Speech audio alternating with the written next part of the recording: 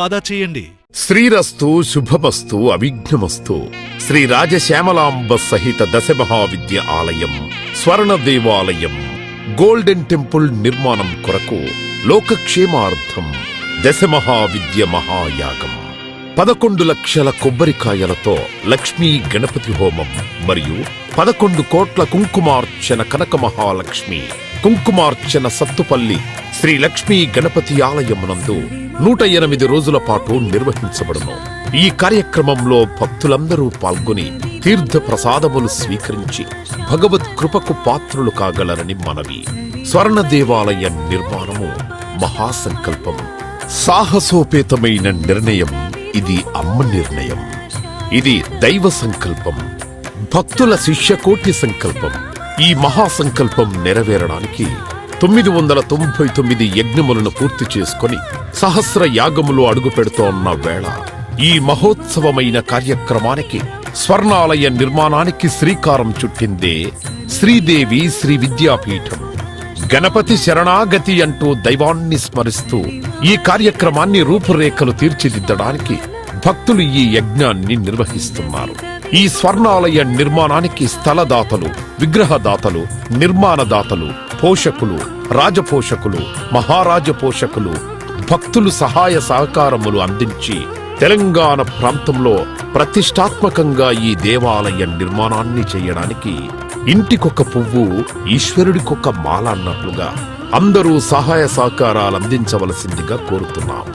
ఈ ఆలయ నిర్మాణం వల్ల దశమహావిద్య ఆలయములు స్వర్ణాలయము మన తెలుగు ప్రాంతంలో యావత్ ప్రపంచంలో మొట్టమొదటి ఆలయముగా చరిత్రలో సువర్ణాక్షరాలతో లిఖించబడే సువర్ణ అవకాశమిది.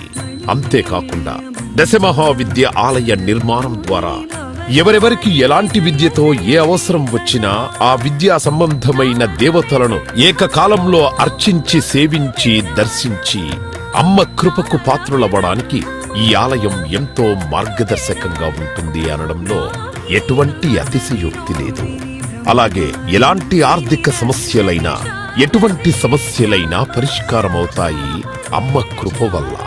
కలిపురుషుడి యొక్క ప్రభావం చేత కలియుగంలో ప్రకృతి వైపరీత్యములు, ప్రకృతిలో అనేక రకాల గ్రహగతుల చేత మానవుడి జీవితం ప్రశాంతం లేకుండా జీవితాన్ని గడుపుతూ దినదిన గండం 100 ఏళ్ల ఆయుష్ అన్నట్లుగా ప్రతిక్షణం మనసు ప్రశాంతత లేకుండా కలి ప్రభావం చేత ఎటువంటి పూజలు, ఎటువంటి యజ్ఞాలు, ఎటువంటి సాధనలు చేసినా కూడా సరైన ఫలితాలు లేక అంధకారంలో కొట్టుమిట్టాడుతున్నట్టుగా అన్ని ఉన్నా ఏదో కోల్పోయినట్లుగా జీవితానికి సుఖం లేకుండా కాలము గడుపుతున్న జీవకోటికి కామకోటి పరమాచార్యుల యొక్క, జగద్గురువుల యొక్క, అస్మద్గురువర్యుల యొక్క ఎన్నో కోట్ల తపశ్శక్తిని ధారాధత్తం చేసి ఈ ఆలయ నిర్మాణం చెయ్యడానికి మహాసంకల్పం చేసినాము.